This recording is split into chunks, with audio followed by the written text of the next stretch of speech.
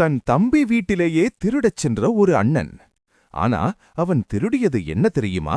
இதைக் கேட்டால் உங்கள் கண்கள் கலங்கிவிடும். ஒரு கிராமத்தில் 2 சகோதரர்கள் இருந்தார்கள். அறுவடை முடிந்ததும் நெல் மூட்டைகளை சமமாக பிரித்துக் கொண்டார்கள்.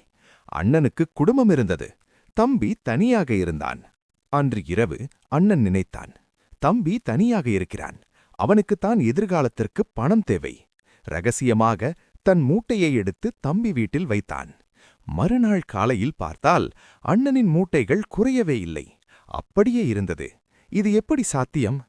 மறுநாள் இரவு அண்ணன் மூட்டையோடு போகும்போது எதிரே யாரோ ஒரு நிழல் வருவதை பார்த்தான். பயந்து போய் பார்த்தால் அங்கே தம்பி கையில் ஒரு மூட்டையோடு நின்றிருந்தான்.